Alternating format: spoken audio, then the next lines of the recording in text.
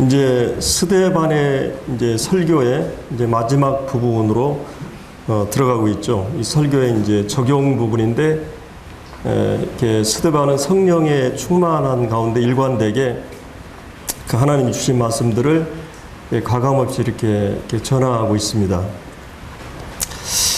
그러면서 지금까지는 이제 그 이스라엘 민족의 역사를 통해서 간접적으로 이렇게 증거했다면, 이제 뭐 직접적으로 이제 너희가 이렇게 얘기하면서 너희들도 조상들과 동일한 그런 그 성령을 거스리고 마음과 귀에 할례받지 않고 이 목이 곧은 것에 대해서 직접적으로 증거하는 걸 볼 수 있습니다. 이 베드로도 3,000명이 돌아올 때 바로 너희가 십자가 예수님을 못 박혔다 이렇게 이제 증거를 하는 걸 볼 수 있죠. 그래서 여기 51절에 나오는 목이 곧고 마음과 귀에 할례를 받지 못한 사람들아 너희 도라는 말이 중요한 말이죠. 너희 조상과 같이 항상 성령을 거스리는도다 이제 이렇게 말해주고 있습니다. 어떻게 생각하면 스데반은 참 훌륭한 분이잖아요. 어떻게 보면은 어떤 학자들은 이 정도로 얘기해요. 그 당대에 그 사도 바울이 회심하는데 가장 큰 영향을 미친 분이고, 사실은 그 사도 바울하고 이 스데반이 같이 논쟁을 했을 것으로 보는 경우도 많습니다. 사실은 여러분이 사도행전 6장에 보면 이제 성전과 율법에 대해서 사도 바울과 이 두 분이 이제 경론이 벌어지잖아요. 막 논쟁이 벌어진 회당에서. 그것이 이제 그 산헤드린 공회를 소집하게 했고, 산헤드린 공회 앞에서 이제 7장 설교가 가장 그 사도행전 가운데 긴 설교가 이렇게 나오고 있어요. 왜 그러냐면 이 사도 바울도 그 헬라파의 유대인입니다. 그리고 이제 이 스데반도 헬라파의 유대인이었어요. 그러니까 이 두 사람이 굉장히 그 당대 이 팔레스틴 이 이스라엘 본토에서 태어나서 자란 그런 유대인이 아니고, 그 유대인들 가운데 흩어진 가운데서 이 유대인들이 있었어요. 그 가운데 이제 이 헬라파 유대인이 7 집사 가운데 수석 집사라고 할 수 있는 이 스데반, 그리고 이제 사도 바울도 이 다소 출신이잖아요. 이 터키 쪽에 지금에. 그렇기 때문에 다 그 헬라파들이에요. 해외파들입니다. 근데 이 사람들이 굉장히 지성인들이었고 성경의 학자들이었고 뛰어난 분들이었어요. 여기 스데반도 보면은 얼마나 성경이 해박하고 성령 충만하고 믿음과 사랑과 은혜와 지혜가 충만한, 그리고 이 스데반의 그 논쟁에 그들이 그냥 감당을 못해요. 여기 이제 여러분 참고로 사도행전 6장에 그 6장 이 지금 논쟁이 출발이 거기 나오거든요. 이제 8절에 보면 스데반이 은혜와 권능이 충만해가지고 6장 8절에 큰 기사와 표적을 민간 가운데 행하기도 합니다.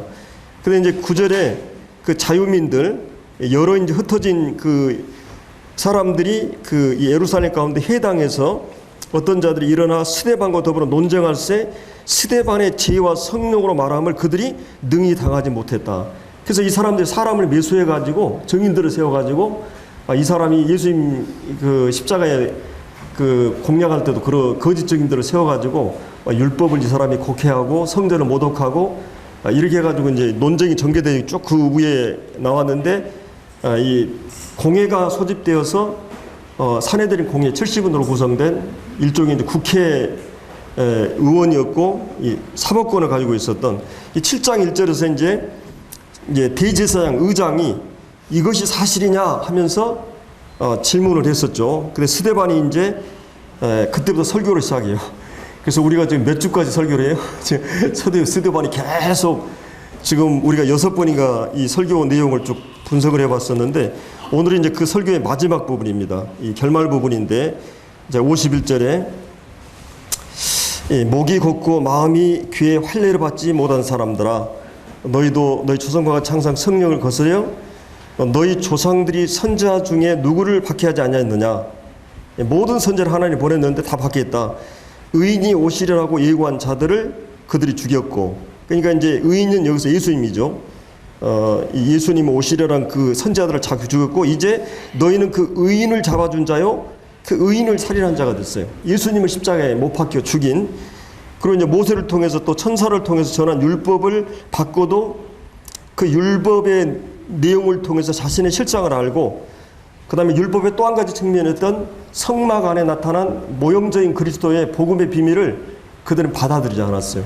이거를 지금 이제 사도 바울이 얘기하고 있습니다. 자, 그러면 이렇게 훌륭한 순교 이 스데반을 왜 하나님께서 순교하도록 하셨을까? 그 전에도 우리가 베드로도 그렇고 뭐 여러 사도들도 감옥에 들어가거나 이러면 풀어주시기도 하고 지금까지 죽이도록 하지 않으셨잖아요. 근데 왜 이렇게 훌륭한, 정말 가장 영적으로 어떤 절정에 이르렀고 또 성령 충만하고 이렇게 능력이 있고 정말 이 교회에서 이 사람은 꼭 필요한 사람인데 왜 하나님께서 순교하도록 그렇게 허락해 버렸을까? 자, 이런 그 안타까움과 아쉬움을 갖게 되는데, 우리가 이제 이 성경을 쭉 보게 되면 이제 그런 의미들을 이제 알게 됩니다. 사실은 이 모세가 이제 시내산에 올라갔을 때 하나님의 영광을 보고 막 광채가 났잖아요. 근데 이제 모세가 그렇게 광채가 난 것은 모세 자체의 어떤 실력 때문에 그런 게 아니죠. 하나님의 영광을 보고 그 영광을 입어서 이제 이렇게 광채가 난 건데, 내가 뭔가 뛰어나서 내게 시선을 돌리는 것을 나를 쳐다보는 걸 원치 않았어요. 영광의 본체 때문에 내가 광채가 난 거죠. 이 모세도. 근데 이제 사실은 하나님께서 율법을 통해서나 그 다음에 이제 이 성막을 통해서나 이런 모든 걸 통해서 하나님이 허락하신 것은 결국은 이 본체로 우리의 관심을 가져야 됩니다. 그렇지 않으면 굉장히 위험한 것을 우리가 역사적으로 볼 수 있죠. 하나님이 율법을 주신 목적이 뭐였어요? 율법이라 완전한 기준, 이 법이라는 완전한 어떤 표준 앞에서 내가 거기에 이르지 못한다고 하는 이 거울 앞에서 내가 내 적나라한 모습을 이 거울이 드러내 줌으로써 내가 하나님 앞에 죄인인 것을 깨닫게 되고, 내가 그리스도가 정말 은혜가 필요한 자인 것을 일깨워주는 것이 율법의 본래 의도인데, 유대인들은 어떻게 생각했어요? 그들은 율법을 지키다가 못 지키는 것이 있으면 그를 성막에 가서 죄를 용서하는 것으로 생각을 했어요. 그게 잘못된 그런 율법 자체에 대한, 율법을 자기들이 지킬 수 있다고 생각했고 지키고 있다고 생각했고, 혹시 지키다가 안 되면은 그 안 된 죄에 대해서만 제사 드린다고 생각을 했던 거예요. 그래서 이제 이런 율법도 그렇고 성막의 모든 계시도 결국은 이 본체 대신, 원형 대신 그리스도에게 향하도록 돼야 되는데, 모세도 마찬가지고 요셉도 마찬가지고 아브라함도 그렇고, 근데 이제 그들이 마땅히 그들이 인도할 영광의 본체, 생명과 진리의 본체로 가지 못하는, 이것이 바로 유대인들의 문제였고, 예수님 오셨을 때 바리새파, 사두개파, 이 바리새파는 뭐예요? 서기관들의 바리새파는 율법학자들이었어요. 율법을 정통적으로 문자적으로 믿은 사람이었어요. 사두개파들은 성전에서 제사를 드리는 제사장 세습 집단이죠. 그 당대의 유대교의 두 산맥이 바로 이 바리새인과 사두개인이었어요. 근데 그들이 지금 가장 이스라엘 민족의 신앙의 어떤 중심을 이루고 있는 율법을 연구하고 지키려고 했던 율법 전문가들도 성전에서 제사 드리고 항상 하나님 앞에서 이랬던 사람들이 다 영적으로 뭐예요? 그리스도를 죽여버리고 그들이 지금 뭔가 잘못된 형식에 빠져 있었고 하나님 자신을 몰라보고 이렇게 된 거예요. 우리가 이제 여기서 생각해 볼 수 있는 거는 우리 자신도 우리 신앙이 이렇게 될 수 있다고 하는 위험을 항상 가져야 돼요. 여러분이 섬기는 주님은 그들이 하나님을 섬겼는데 그들은 이 성전 안에 내용으로 존재하시고 실제 인격으로 존재하신 그분과의 관계가 맺어지고 그분을 통해서 의롭게 되고 죄 용서함 받고 그분과 연합하고 화목하고 그분과 더불어 동행하고 교제하고 그분의 영광과 그분의 교제 속에 있는 사람들이 삶의 실제적인 그리스도의 영광을 드러내는 삶이 되어지지 않고 이 예배도 신령과 진정으로 하나님께 예배드린 게 아니라 주님이 유대인들의 예배도 거절하고 사마리아인 예배도 거절했어요. 요한복음 4장에 보면 사마리아 왜 그랬습니까? 사마리아 예배는 계시를 무시한 이 가인과 같은 예배였어요. 정성과 지극 정성과 열심과 막 최선을 다해서 하나님께 드리는데 하나님의 계시를 전제하자는 예배였어요. 유대인들도 너희들이 하나님에 대해 열심히 있으라, 지식을 쫓는 게 아니다. 하나님의 계시를 쫓는 게 아니다. 이게 이제 가인의 예배였어요. 근데 이제 유대인들은 뭐냐? 유대인들의 예배로 주님 무시했어요. 그 왜 그러냐면 그들은 하나님의 계시를 받았는데도, 율법과 성막이라는 최고의 계시를 받았는데도 그들은 그 마음이 빠져버린 정성, 이방인들은 정성을 가지고 있었는데 계시가 없었고, 이 유대인들은 계시는 있었는데 정성이 빠져버렸어요. 그렇기 때문에 주님은 이 예배도 다 부정하고 아버지께 진정으로 예배할 때가 온다. 그러면서 신령과 진정으로 이 성령과 말씀으로, 항상 계시와 성령, 이 성령은 실제적인 내 안에서 주관적으로 주님과 더불어 마음과 인격으로 반응할 수 있게 하는 거거든요. 그러니까 이제 이 예배를 그들은 무시해버렸던 것을 이제 볼 수가 있습니다. 그래서 이제 그들이 이런 마치 여러분들이 모델 하우스처럼 비행기가 먼저 실체가 만들어지기 위해서는 작은 비행기가 만들어지잖아요. 예. 모델 비행기라든지 뭐 차도 그렇고 다 먼저 이렇게 작은 것으로 이렇게 설계해서 만들어 보고 실체로 만드는 것이죠. 예. 근데 실체 대신 주님이 오셨는데도 그들은 영적으로 이렇게 완고해 있고 이런 거를 볼 수 있습니다. 그래서 여기에 보면 이제 목이 곧고 마음과 귀에 할례를 받지 못한 이 사람들의 주님이 강력하게 도전하는 것을 이제 볼 수 있습니다. 자, 그러면 그들이 왜 이렇게 이 주님에 대해서 또 스데반에 대해서 불신앙적인 태도를 가지고 있는가? 이 불신앙의 핵심적인 본질이 무엇인가? 결국은 이제 이 문제는 한마디로 얘기해서 그들이 거듭나지 않은 것이에요. 그러니까 우리 가운데서도 이 거듭나지 않게 되면 종교인이 되버립니다. 그러니까 영적으로 이 복음의 진리를 통해서, 성령을 통해서 이 계시된 진리와 계시된 말씀과 복음의 내용과 성령님의 역사를 통해서 복음의 진리를 확실하게 깨닫고, 여러분 이제 거듭나게 되면 어떤 일이 하냐면 어느 날 이 귀가 들려요. 그리고 이 눈이 말씀이 보여요. 그리고 여러분 심장이 이제 거듭나면 살아나니까 주님 사랑이에요. 여러분이 그런 믿음과 이 사랑, 뭔가 말씀이 내 귀에 들려오고 감동이 되고 내 영혼을 찌르고, 만약에 그런 거듭난 생명의 감각을 갖고 있지 않으면 전혀 하나님과 상관이 없고, 여러분 종교적인 의식적으로, 사실은 여러분 보세요. 유대인들은 하나님 얘기, 성경, 이 11조, 금식 아주 철저했습니다. 종교적인 모든 행위를 하고 있었어요. 하나님 얘기하고 성경 보고 해당해서 신앙생활 다 하고 있었어요. 어떻게 그런 사람들이 스데반을 죽이는 일에 주동을 하고 앞장서서 돌팔매 해가지고 스데반을 죽였을까? 이건 주님과 하나님과 전혀 배치된 삶을 살아버린 거거든요.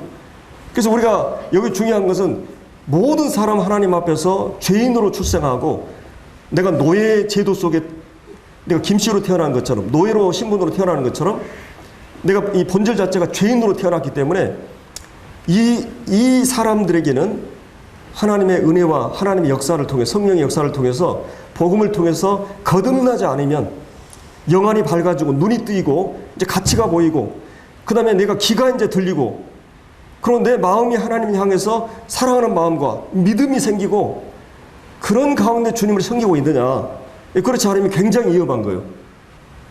이 종교인이냐 신앙인이냐, 이건 어마어마한 차이가, 이게 이제 여러분들이 그 머리와 마음의 차이일 수 있어요.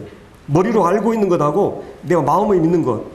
결국 이것이 어떤 머리와 마음은 불과 한 10cm, 20cm밖에 안 되잖아요. 근데 이것이 천국과 지옥을 갈라버립니다. 그렇기 때문에 내 신앙에 대해서 다시 한번 재점검이 필요해요. 과연 나는 종교인인가? 여러분들이 하나님 얘기하고 앵무새처럼 다 할 수 있어요. 길들여줄 수 있어요. 얼마든지 할 수 있어요. 근데 경건의 모양과 형식만 갖고 있는가? 경건의 실제 능력이 나에게 있는가? 하나님 나는 말에 있지 않고 능력이 있다 그랬어요. 이 백성이 입술로는 나를 존경하는데 마음은 내게서 멀다 그랬어요.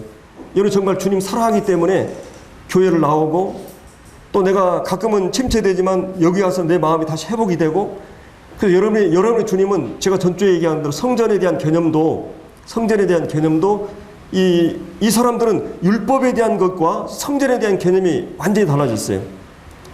제가 이 주보에서도 얘기했지만 이 참된 경건과 거짓 경건에 대해서, 그래서 이 성전에 대해서도 그들은 성전이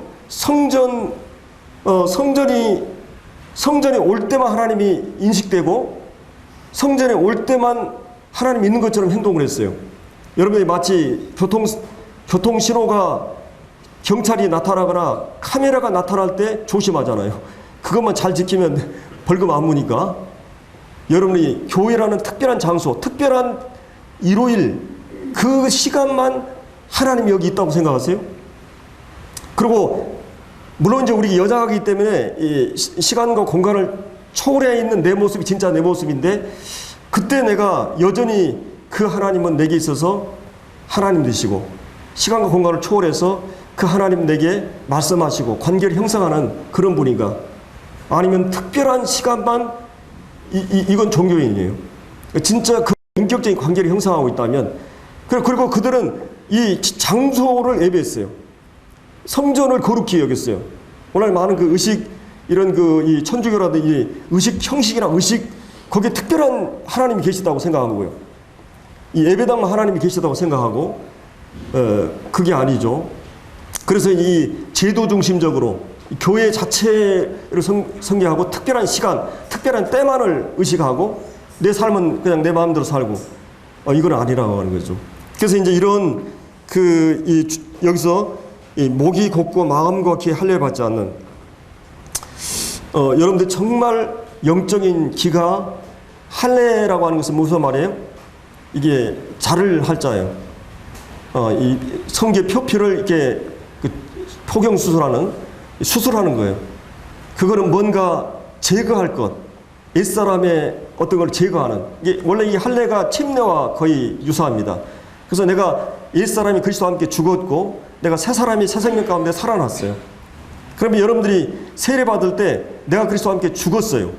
여러분이 죽음이라고 하는 것을 딛고 그리스도인에 서게 돼 있어요.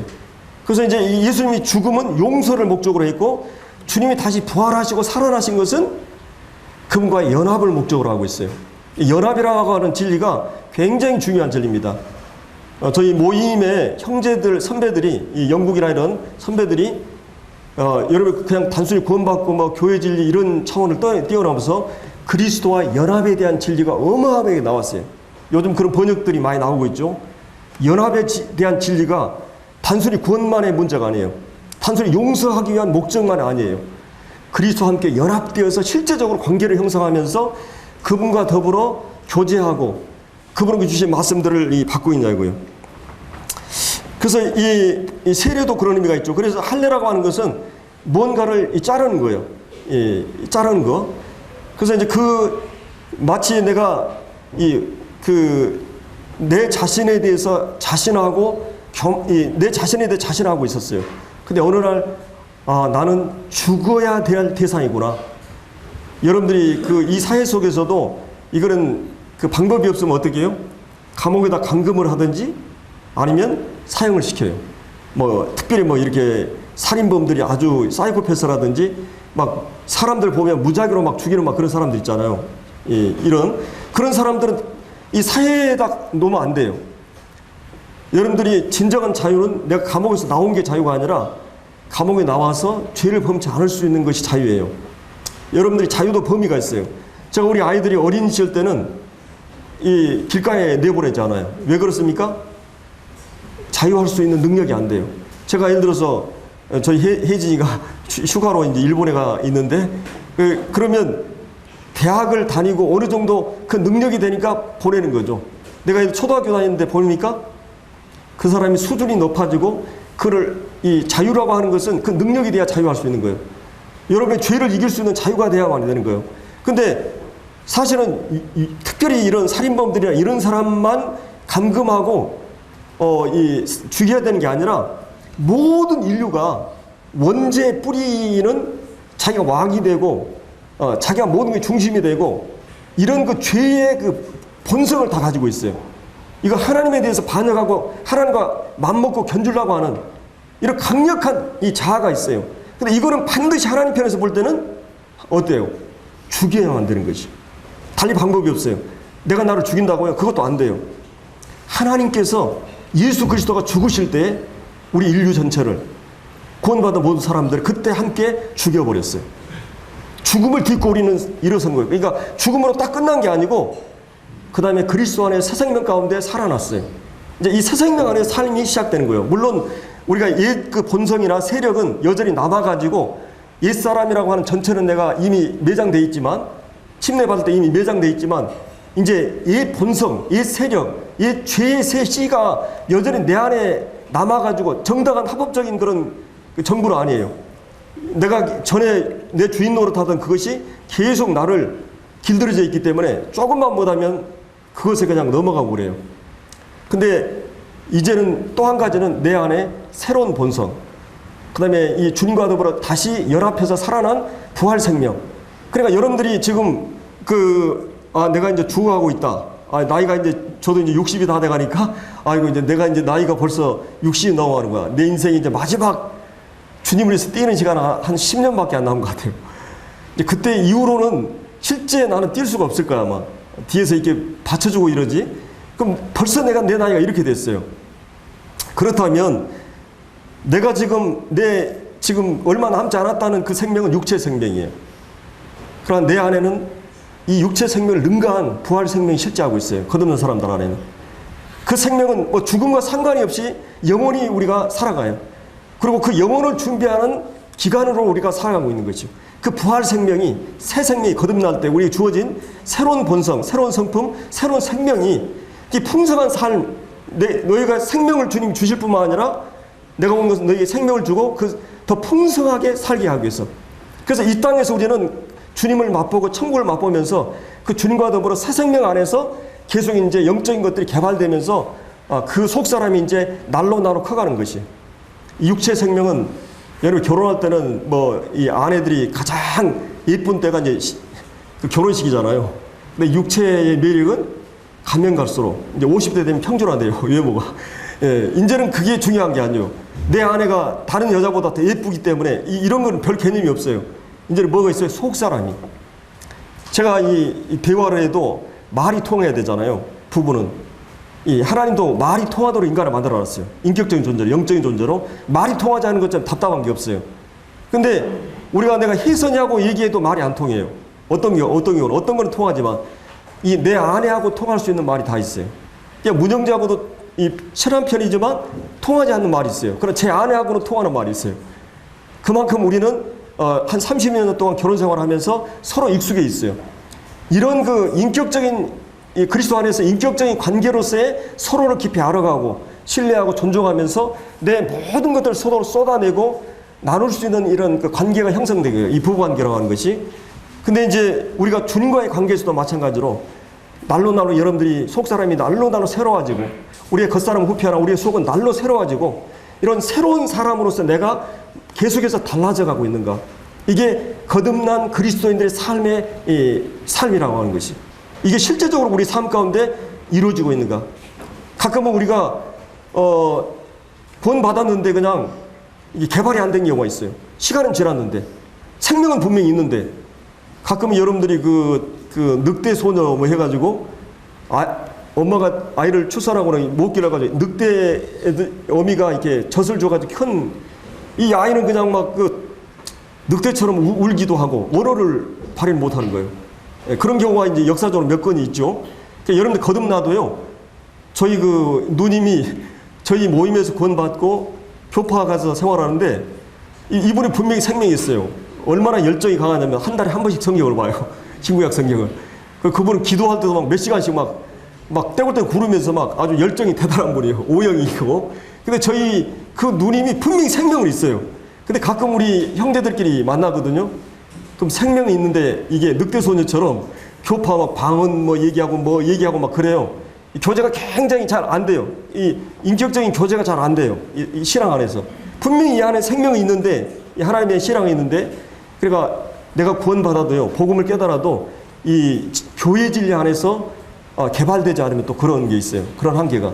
진짜 훌륭한 부모, 형제들 가운데서 자라야 되잖아요. 그렇기 때문에 우리가 과연 이런 이 생명을 이제 가지고 있는데 결국은 성경은 우리가 육신에 있는 자는 하나님의 성령으로 난 것을 알지 못해요. 분별하지 못하고 깨닫지 못해요. 육신에 있는 하나님 기쁘시게 할 수 없고 하나님 법을 굴복지도 못해요.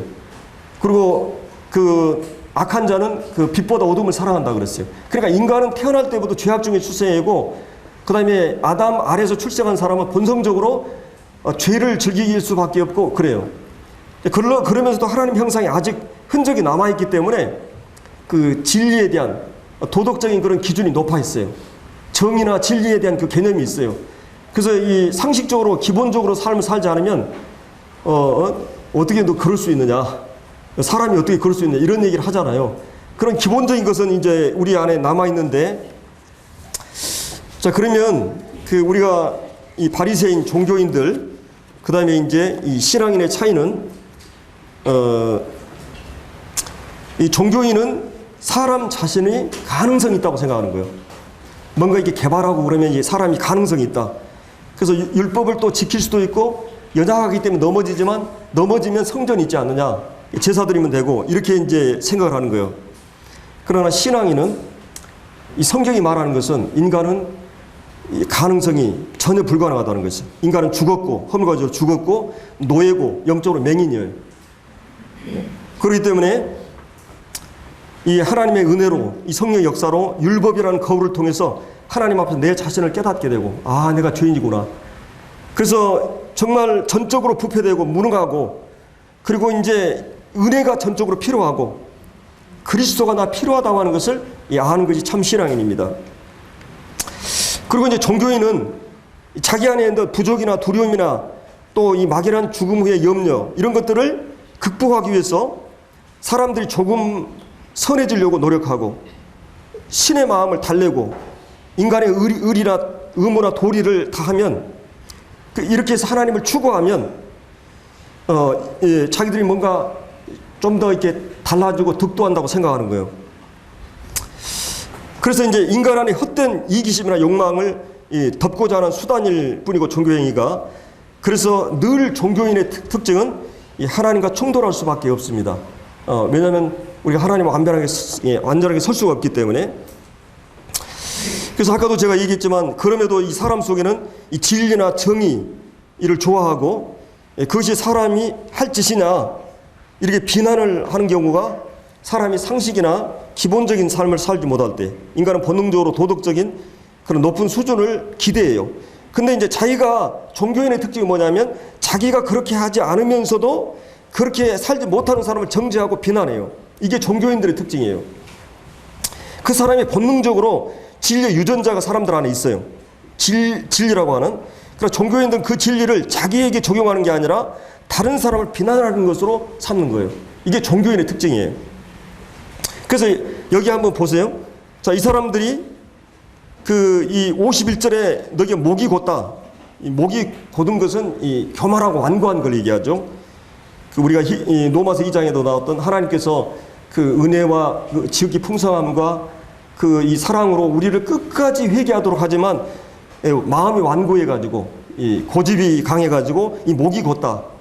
기부수한 거죠. 목이 곧은 이 완고하고 그 뻣뻣한 의지가 자기 의지로 똘똘 뭉쳐있는, 그리고 마음과 기, 영적인 기가 할례받지 못하고 마음이 할례받지 못한, 주님이 다윗이 범죄했을 때 하나님이 원하는 제사는 뭐라 그랬어요? 상한 심령이다.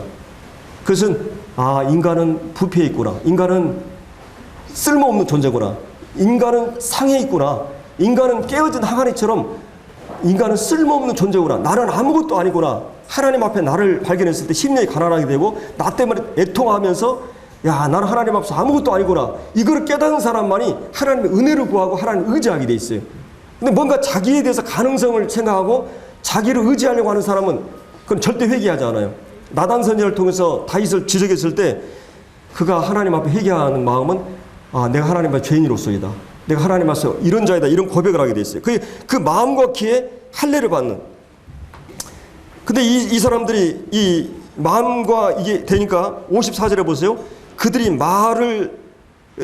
말을 듣고 어떻게 했어요? 마음이 찔렸어요. 이 진리가 사람 마음을 겨냥했을 때 이 딱 들려오면 어떤 현상이 일어나냐면 마음이 찔려요.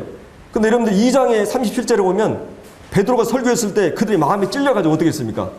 형제들아 어찌할꼬 회개하는 그런 반응이 일어나죠. 근데 여기서는 어떻게 해요? 예, 마음 거기 할례받지 않은 사람들이 마음에 찔렸지만 이를 갈았어요. 그러니까 메시지가 전해지면 두 가지 반응이 일어나요.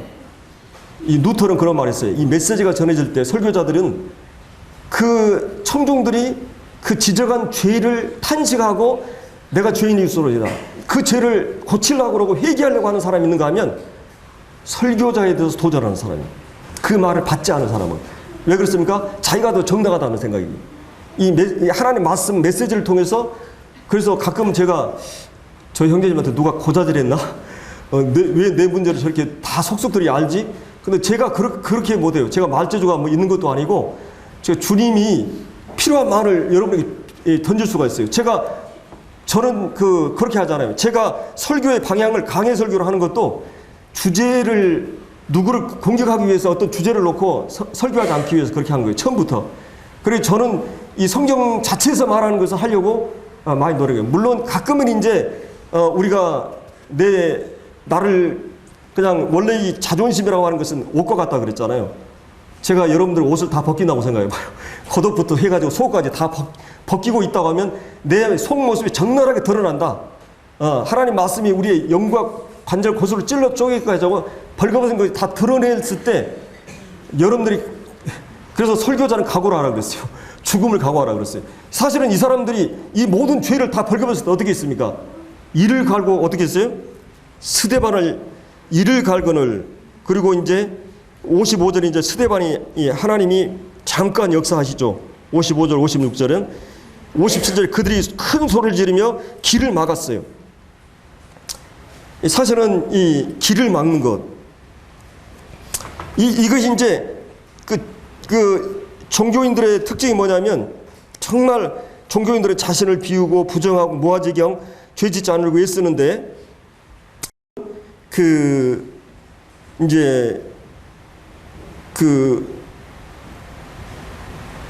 여기서 보면은 그들은 이제 이 진리가 자기들을 겨냥해 왔을 때 어떻게 했습니까? 일반적으로 이제 여러분들이 진리가 나를 겨냥했을 때 그 길을 막는 경우가 있어요. 사실은 부부싸움이 왜 일어납니까? 길을 막을 때 일어나요. 그러니까 저도 가끔 이제 저희 자매하고 이제 가끔 트러블가 일어나요. 그러면 의견 팽팽하잖아요. 그러면 특징이 뭐냐면 안 들으려고 그래요. 상대 말을 안 들으려고 그래요. 근데 들으면 문제가 해결돼요. 이게 쭉 듣고 이제 이러면 이 관계가 뭐냐면 여러분이 정치판에 보면 국회 여야 싸우는 거 봐요. 막 육박전이 벌어지잖아요. 안 들어요, 상대. 그리고 가끔 이제 토론과 심야 토론 같은 거 보면 여야 절대 자기 주관이 있어요. 안 들어요, 상대 말을. 노사 갈등 문제부터 보면 안 들어요. 들으면 문제 해결이 돼요. 부부싸움도 마찬가지요. 안 듣거든요. 이 성경을 참 잘 듣는 사람, 아까 제가 이 말씀을 받아들이는 사람, 마음의 가죽을 베고 할례를 받는 이런 예레미야 그런 말씀인데 이 진리가 우리의 마음을 겨냥하고 있기 때문에 그 마음과 귀에 할례를 받게 되면 그 회개가 일어납니다. 그래서 이 사도행전 2장에서는 베드로 설교에 회개하고 몇천 명이 돌아와요. 그들이 회개하고 죄사함을 받으라. 그러면 성령을 선물로 받으려 했을 때 3천 명이 구원받게 역사가 일어납니다. 근데 이제 오늘 똑같은 그 진리를 전하는데도 스데반의 설교는 이를 갈고 어떻게 했어요? 길을 막고 그다음에 이제 이 돌로 그냥 무덤을 만들어 본 거예요. 스데반이 이 돌에 쳐 죽는 것을 볼 수 있습니다. 그래서 이 진리는 두 반응이 일어나요. 분노하고 길을 막는 사람과 그 말씀을 복종하고 수용하는 사람이에요. 그래서 이제 여기에 이런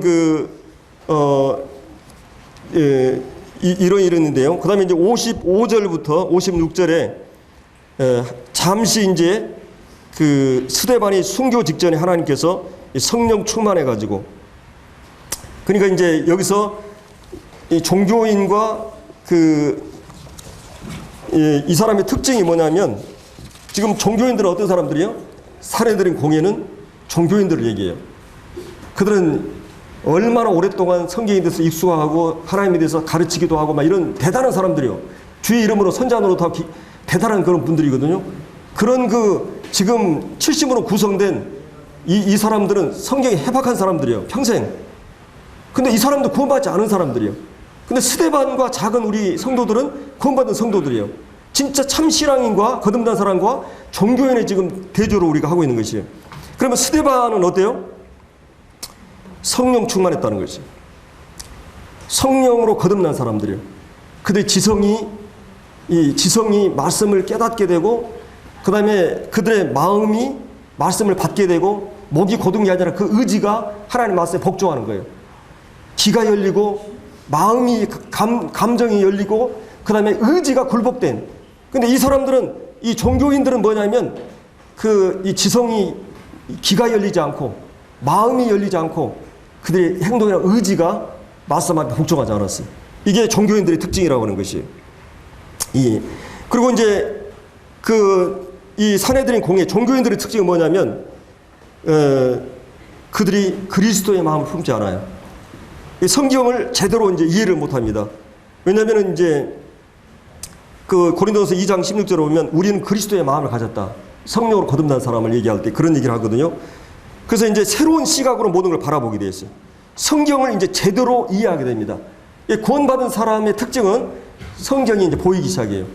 완전하지는 않지만 이제 조금씩 성경이 보이고 들리고 그래요. 거듭난 사람의 특징이에요. 그래서 이제 이 스데반과 이 사내들인 공이 다 성경을 가지고 있었어요.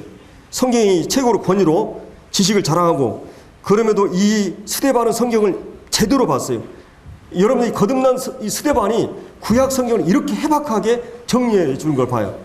여러분이 사도 바울의 모든 철학이 스데반의 이 설교 안에 들어있다고 어떤 분이 얘기했어요.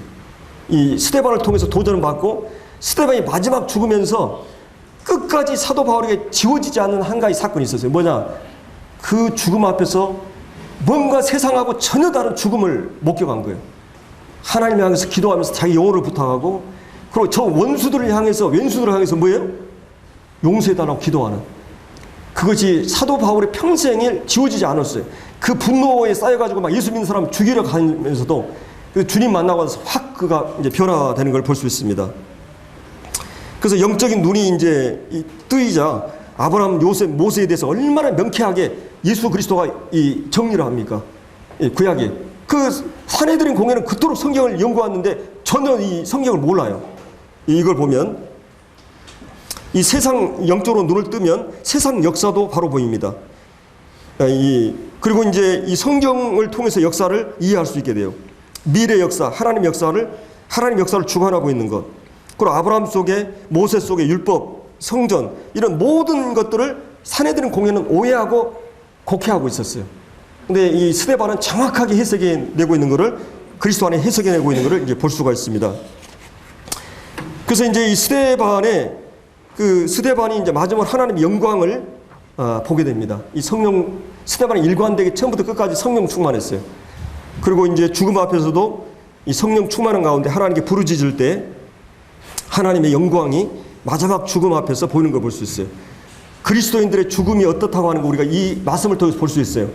여러분이 거듭난 성도라면 여러분 죽음 앞에서 이 하나님의 영광이 열리게 될 것입니다. 스데반만 열린 게 아니에요.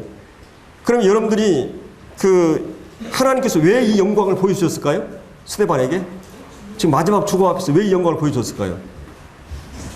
마치 이런 것 같아요. 여러분들이 이제 운동회 할 때 가끔 이제 저도 우리 아이들이 운동회 하면 초등학교 때나 운동회 하면 우리 애들이 나를 안 닮아가지고 나한테는 달리기를 잘할 건데 달리기를 잘 못해요.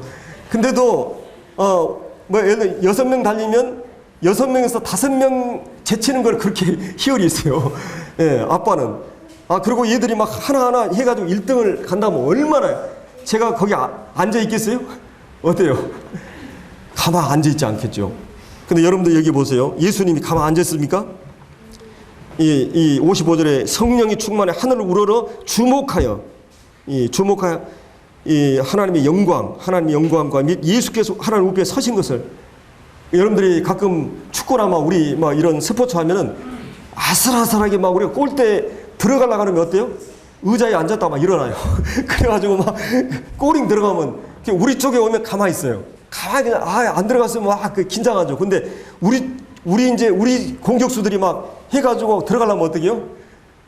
가만히 앉아있다가 막 일어나가지고 골이 들어가면 어때요? 막 뛰어요. 저도 막 그냥 뜁니다. 가만히.